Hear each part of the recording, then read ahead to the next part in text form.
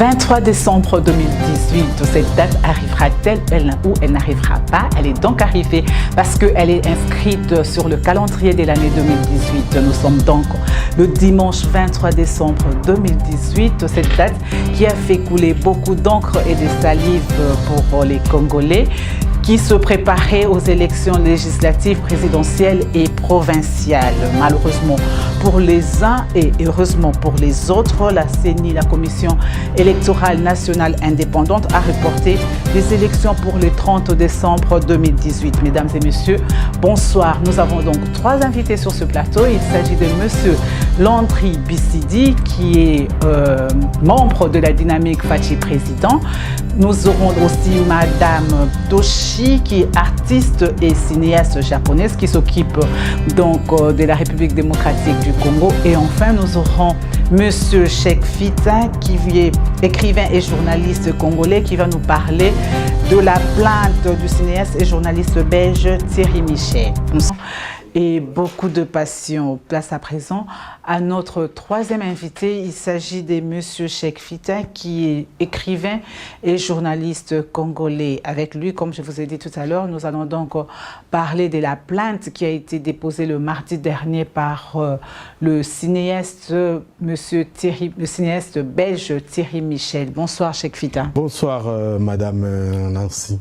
Oui, dites-nous, nous avons vu plusieurs médias belges qui ont diffusé une information selon laquelle M. Thierry Michel a porté plainte au tribunal de Liège et en même temps, nous avons vu que votre nom a été cité. Pouvez-vous nous éclaircir un peu par rapport à cette situation? Bien, merci beaucoup Nancy. D'abord, merci à EuroAfrica TV de m'avoir invité pour que je fasse cette mise au point et je vous félicite d'abord pour le travail. Vous venez à peine de commencer, les échos qu'on reçoit sont très bons et je vous souhaite bon vent. Et effectivement, depuis hier matin, plusieurs médias ont repris une information sur laquelle mon confrère Thierry Michel a porté plainte à Liège. De quoi s'agit-il? Eh bien, j'ai créé un groupe WhatsApp. D'abord, pour ceux qui ne le savent pas, j'ai un journal en ligne, cheikfitanews.net, que j'ai créé le 25 décembre 2006, donc ça fait 12 ans. Et donc, ceux qui consultent ce journal savent qu'il y a au moins 3500 articles, il y a des milliers de reportages. Et donc, avec l'évolution de la technique et surtout l'arrivée des réseaux sociaux, dans WhatsApp, j'ai trouvé que c'était important d'avoir un groupe, de sorte que quand j'écris un article, je le balance directement dans le groupe et tout le monde a l'article. Donc, ce groupe-là n'a qu'un seul objectif, pas deux, un seul, me permettre d'atteindre rapidement ceux qui me lisent. Et parmi les membres du groupe, il y a M. Thierry Michel. Et malheureusement, vous savez, la politique de notre pays, elle est chaude, hein, surtout à ce moment-ci. Et donc, beaucoup de gens... Et à un moment, les esprits s'échauffent et il peut y arriver des dérives. Et donc, voilà. Qu'est-ce qui s'est passé? Justement, il a cité votre groupe WhatsApp. Si votre groupe WhatsApp ne consiste qu'à diffuser vos informations, peut-être qu'il y a des informations qui ont touché personnellement à M. Thierry Michel ou... Oui. Vous savez, le groupe WhatsApp, malheureusement, ce n'est pas moi qui ai inventé WhatsApp, c'est que vous envoyez des informations aux gens. Ils peuvent aussi répondre, ils peuvent écrire à d'autres. Et puis, dans mon groupe, ce n'est pas seulement moi qui écris. Du fait que j'ai créé, d'autres qui ont aussi des informations, ils sont nombreux, dont Thierry Michel, ils donnent aussi des informations. Quand il y a des informations qui ne sont pas vérifiées, eh bien, il y a des réactions, parfois des invectives et parfois aussi des dérives, malheureusement. Et c'est par rapport à quoi que lui, il vous cite énormément? Est-ce que vous l'avez touché personnellement ou bien c'est juste quelqu'un du groupe qui a touché Thierry Michel? Non, la plainte est contre un ou deux ou trois membres du groupe, c'est pas contre moi, mais il m'a cité. Mais dans ce qu'il a cité, il y a quelque chose que je n'ai pas aimé. Il a dit c'est un groupe pro-UDPS. Et c'est faux. Parce que c'est des imputations qui ne sont pas bonnes. Moi, je suis journaliste, je n'ai aucun intérêt Oui, oui, voilà, impartial. Et mieux encore, ce que j'ai mis, j'ai fait une mise au point que j'ai envoyée à tous les médias qui ont diffusé l'information, j'espère qu'ils vont répercuter, je les cite nommément. Il y a l'agence Belga qui était la première à diffuser l'information, la RTBF, il y a le journal DH, il y a le journal L'Avenir, je leur ai envoyé la mise au point. S'ils n'ont pas reçu, eh ben, ils vont sur mon site, la mise au point est là, j'aimerais qu'ils publient cela. Donc, non seulement je suis journaliste, mais je suis, vous l'avez dit dans la présentation, je suis écrivain, bon, les livres sont là, et ça fait depuis 1992 que je suis activiste de la société civile. J'étais à la conférence nationale souveraine, beaucoup de gens ne le savent pas. J'étais parlementaire dans le quota des invités de la société civile, les gens ne le savent pas, de 1992 à 1997. J'ai jamais milité. Non pas que ceux qui militent dans un parti, j'ai du mépris, non, c'est des choix. En tant que philosophe de formation, j'ai comme devoir de me battre pour des valeurs, pour des principes. Si le hasard fait que l'UDPS soit le parti qui, durant tout son processus milite pour des valeurs, il est tout à fait normal qu'on se retrouve avec l'UDPS souvent.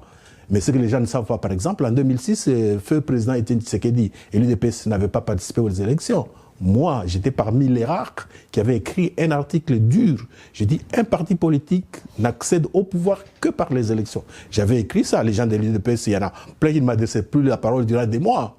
Donc, je suis fier de ma liberté de journaliste, je suis fier de ma liberté de penser en tant qu'écrivain. Et donc, ce que mon confrère Thierry Michel a mis n'est pas bon pour mon honneur, n'est pas bon pour pour ma réputation. C'est pour ça que j'ai tenu à mettre à faire cette mise au point. Et voilà.